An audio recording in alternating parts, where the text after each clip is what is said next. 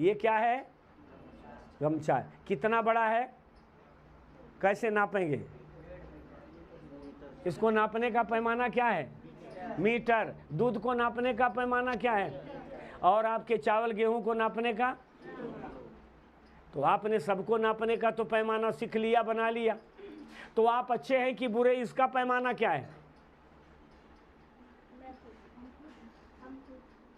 नहीं, हम खुद कैसे?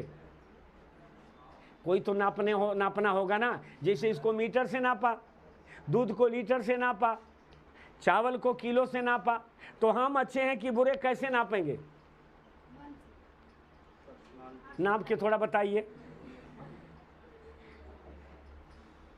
आपकी गलती नहीं है, आपका ध्यान कभी इधर नहीं गया है। हम बताते हैं कैसे नापेंगे। जैसे कल्पना करिए, आपकी शादी नहीं हुई है, आप अकेले हैं।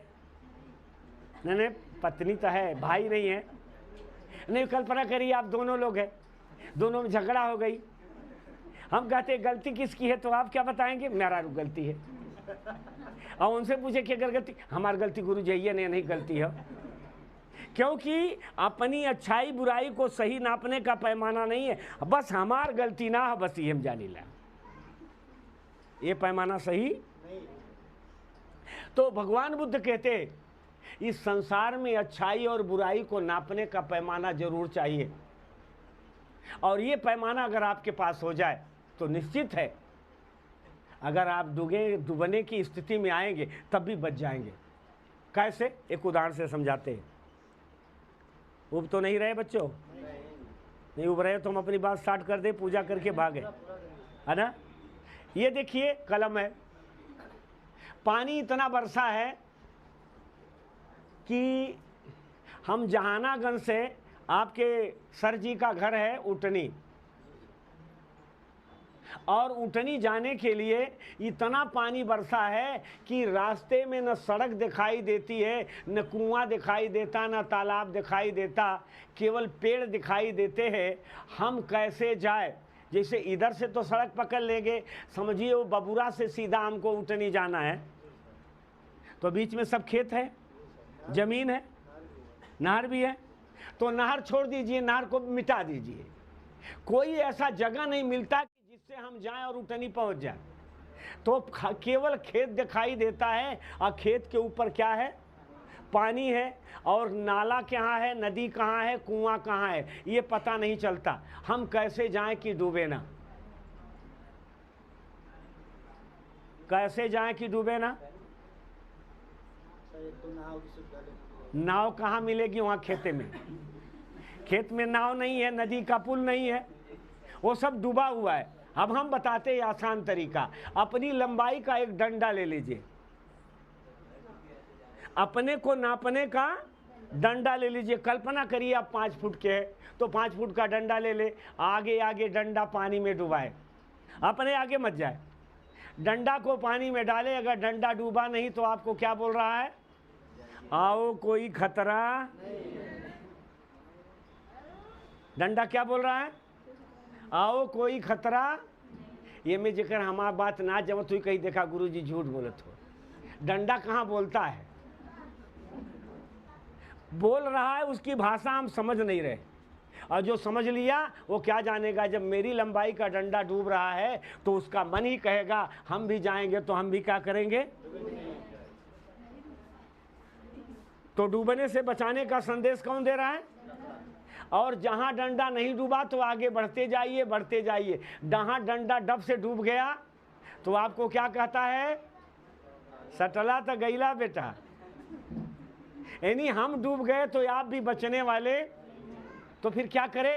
तुरंत अपने दिमाग का इस्तेमाल करे। वो डंडा दाएं बाएं घुमाए, हो सकता है सामने कुआं हो, पानी के अंदर कुआं दिखाई नहीं देता, तो दाएं बाएं डंडा घुमाएं, और उसी डंडे को मापदंड बना करके, पानी को नापने का मापदंड किसको बना लिए हैं आपने?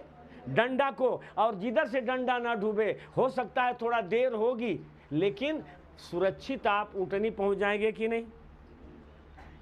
पहुंच जाएंगे, उपासिका पहुंच जाएंगे। तो किसने पहुंचा दिया? पानी को नापने का डंडा। लेकिन इस संसार सागर में तमाम दुख की बाढ़ 24 घंटे लगी हुई है। गर्मी में भी, ठंडी में भी, बरसात में भी, हर मौसम में, दिन और रात में बाढ़ लगी है। कौन सी? दुख की। जिधर भी देखिए रोने वाले ज़्यादा दिख रहे, और हंसने वाले हैं तो थोड़ा पी ऊ के हंस रहे हैं। होश में तो कम हंस रहे, होश में हंस ही लायक कहाँ, होश में हंसने लायक है। इसीलिए तो लोग पीते हैं, पीता हूं गम भुलाने को। वो जो गम है उसको भुलाने के लिए पीते। मुझे पीने का शौक नहीं, पीता हूं गम भुलाने को। तो गम भुलाने के लिए पीते। अब हमको तो कोई गम नहीं, हम तो पीबे नहीं करते। कुछ लोग तो कहते हैं कि अगर हम बीड़ी ना पिए तो टट्टी ना हो। अब ये क्या है? उनकी बीमारी है। बोलिए जो बीड़ी नहीं पीता का उसका टट्टी होता ही नहीं का? ये आदत हो गई है। जैसे जवन मेहरारू जवन लड़का अगर एक बात कहले समझ जाले और उन्हें जहिया डटबा उन्हें वह मार हो जाई। और जवन मेहरारू 10 लाख रोज मार खानी उन्हें मार ममा कितना मरबे, महू उतारू वही मार। आदत हो गई है। इसी तरह हमारे जीवन में नशा की भी आदत हो गई। तो हम आपको बता रहे हैं कि सारे संसार में घर घर में दुख की बाढ़ है।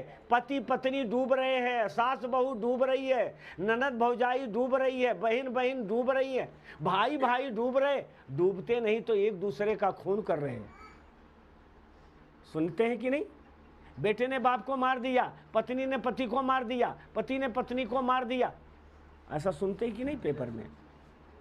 तो ये दुख की बाढ़ है कि सुख की है ना? तो हम भी तो जब बाढ़ आई है तो हम भी डूबेंगे। इसलिए हमको डूबने से बचने के लिए क्या चाहिए? अपनी लंबाई का, इस दुख की बाढ़ की पानी से बचने के लिए 5 फुट का डंडा चाहिए था। लेकिन जो संसार में दुख की बाढ़ है, इससे बचने के लिए बुद्ध ने क्या दिया है? एक मापदंड दिया है अच्छाई बुराई को नापने का। तो अच्छाई बुराई को नापने का डंडा आपको चाहिए कि नहीं? अगर मिल जाए तो ठीक है कि नहीं? कौन कौन लेना चाहते हैं? हाथ उठा के बताइए। ये मत सोचिए कि मैं इस धर्म में हूँ, किसी धर्म में है तो रहिए, हम उसको रोकने नहीं आए। चलिए हाथ नीचे के। तो सबसे बड़ी चीज़ है, हमने बताया दुनिया में दुख है, तो जो दुख है वो हमारे पास भी है कि नहीं? हम लोग भी दुखी है। तो हमको डॉक्टर चाहिए। कैसा डॉक्टर चाहिए? जो हमारे रोगों का स्पेशलिस्ट हो। तो हमारे रोगों का स्पेशलिस्ट डॉक्टर कौन है? आज हम पढ़ रहे हैं, लिख रहे हैं, जो समाज में बोल डोल रहे हैं, ये डॉक्टर बाबा साहब अम्बेडकर की देन है। हमारी बच्चियां जो आज पढ़ रही है, आप भले भगवान बाबा साहब को माने ना माने, आपके लिए बाबा साहब ने हिंदू कोड बिल पेश किया था। आज लोग नौकरी पाने के लिए, नेता बनने के लिए समाज को बेच रहे हैं। और बाबा साहब ने लड़कियों के लिए पति जब चाहे तलाक दे दे, पति जब चाहे घर से बहिरिया दे, पति की संपत्ति में कोई मालिक नहीं होती थी। बाबा साहेब ने हिंदू कोड बिल पेश किया और कानून मंत्री थे। और जवाहरलाल के मंत्रिमंडल में जब कानून हिंदू कोड बिल का महिलाओं के हक का जो था वो पास नहीं हुआ, और महिलाएं ही बाबा साहेब के विरोध में नारा लगाने शुरू कर दी, तो बाबा साहेब ने लात मार दिया कानून मंत्री पद को, कुर्सी से हट गए। लेकिन उन्होंने कहा अगर कुर्सी पर रहूंगा तो महिलाओं का अधिकार चाहिए, अगर अधिकार नहीं दिला सका तो मुझे कुर्सी पर बैठने का कोई अधिकार नहीं। लेकिन आज तमाम कुछ लोग हैं जाति के नाते बाबा साहब को मानते हैं। बाकी लड़कियों के लिए आज भी दुनिया भर के बड़े बड़े देवी देवता है, लेकिन बाबा साहब उनके दिमाग में बहुत छोटे देवता है। समझ रहे हैं बच्चों? तो ये बाबा साहेब की देन है। आज इस समाज में पुरुषों के बराबर आप जो खड़ी है, आप बेटियां खड़ी है, इसमें बाबा साहेब का बड़ा योगदान है। बाबा साहेब ने अपने जाते जाते हमको बुद्ध को दिया। इस समय जो हमारे घरों में नशाखोरी है, हमारे घर में जो मारी मारा है, हमारे घर में व्यभिचार है, समाज में व्यभिचार है, झूठ चुगली बकवास है, जितनी भी बुराइयां हैं, इन सारी बुराइयों की दवाई भगवान बुद्ध के पास है। अगर इनका टेबलेट हम खा ले, इनको अपना डॉक्टर मान ले, इनके बताए मार्ग पर चल दे, तो मैं दावा करता हूँ हमारे गरीबी में भी सुख शांति होगी, हमारे अमीरी में भी सुख शांति होगी, हमारे घर का स्त्री भी सुखी होगा, पुरुष भी सुखी होगा, बच्चा भी सुखी होगा, बूढ़ा भी सुखी होगा। क्यों? अंधविश्वास से हटा के बुद्ध प्रकाश में लाते हैं। डर कहाँ लगता बच्चों? अंधेरे में कि उजाले में? तो बुद्ध का ज्ञान क्या है? प्रकाश है। बुद्ध कहते हैं कुछ देने की जरूरत नहीं है, लोगों को ज्ञान दे दीजिए, प्रकाश दे दीजिए, और उजाले में हो जाएंगे तो जो अंदर का भय है वो क्या हो जाएगा। तो चलिए, ऐसे भगवान का स्वागत करने के लिए आज हमारे इस बीच में आप सभी लोग जिस इस गुरुकुल में रहते हैं, सबका जीवन मंगलमय हो, सभी लोग सुखी हो, और आपके पढ़ाई में भी आपका मन लगे, आपके टीचर का भी आपको पढ़ाने में मन लगे, और सभी लोग यहाँ स्वस्थ रहे, निरोग रहे। ऐसी मंगल कामना भगवान से करते हुए हम चाहते हैं इस घर की, हमारे इस गुरुकुल के जो आपके सर हैं, उनकी जीवन संगिनी जो उपासना